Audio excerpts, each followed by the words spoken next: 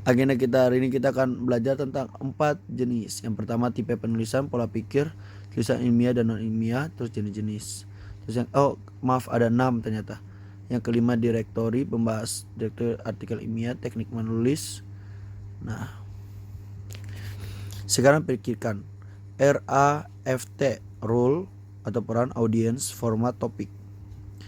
Role, peran, saya menulis untuk target audiens saya adalah, format teks yang dipakai adalah apa yang ingin saya sampaikan, topik. Bagaimana dengan teks ini? Ingat RAFT. Penelitian ini bertujuan untuk menemukan dan menjelaskan topik. Tahukah kamu perbedaan antara tulisan ilmiah dan non ilmiah? Tulisan ilmiah versus non ilmiah. Pertama, formal. Penelitian bertujuan untuk menentukan dan menjelaskan. Impersonal, lazim tanpa objek dan tokoh tertentu, tidak ada saya, gua, ataupun aku di dalamnya. Didukung bukti, argumentasi harus didukung oleh bukti kuat. Informal, gue cewek yang suka main basket, suka ngemil dan pandai bergaul. Personal, lazim ditandai penggunaan kata siapa, saya, gua, aku, atau penundaan pembicaraan yang lain. Ketiga, tidak perlu bukti. Tepatkah kita menulis dalam essay saya ini saya berusaha ketika membuat sebuah tulisan ilmiah? Kurang tepat penyebabnya. Dalam essay saya ini saya berusaha. Bisakah kamu mengubah agar sesuai kaidah tulisan ilmiah?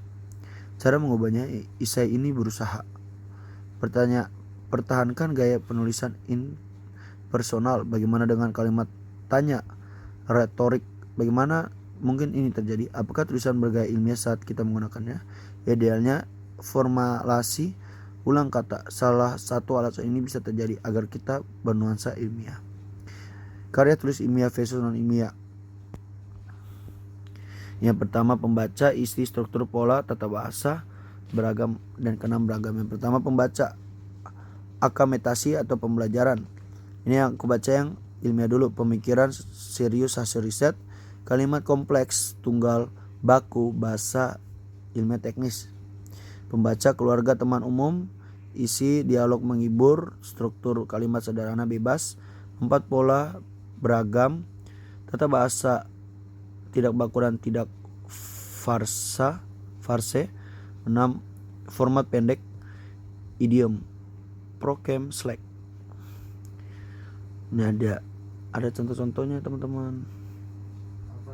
Format lengkap versus pendek. I am, I have, I've, I would, I'll, you are, your, you have, you'll, you will, you'll, that is, that's with, that's, their, that is, theirs, there is, theirs, what is, what's, where is, where's, who would, yang, sedang, sebagai, he is, has, I'll, he will, I'll, he would, you are.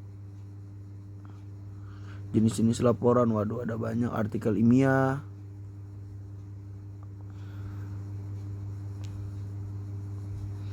artikel ilmiah judul, langkah-langkah membuat judul yang efektif. Jawab pertanyaan berikut. Artikel saya tentang apa? Metode apa yang saya gunakan? Siapa yang dipelajari? Apa hasilnya? Gunakan jawabanmu untuk membuat kata kunci. Efek aplikasi mobile, kemampuan menulis bahasa Inggris, kualitatif, studi kasus mahasiswa Institut STEMI Bekasi. Artikel ilmiah judul, langkah yang membuat judul efektif. Buat kalimat dengan menggunakan kata-kata kunci. Penelitian ini mengambil pendekatan studi kasus mengetahui efek aplikasi mobile terhadap kemampuan menulis bahasa Inggris mahasiswa Institut STEMI. Buang semua kata tidak penting dan preefektif.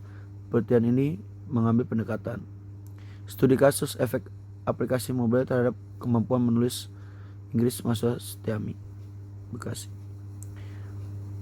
Artikel yang kelima, sebetulnya masih judul ya. Formulasikan ulang kata kalimat efek aplikasi terhadap kemampuan menulis bahasa mahasiswa Institut STEMI, sebuah kasus 15 kata. Artikel ilmiah abstrak. Abstrak idealnya pendek. Buatlah abstrak setelah menyelesaikan penulisan artikel. Poin-poin yang dipertimbangkan.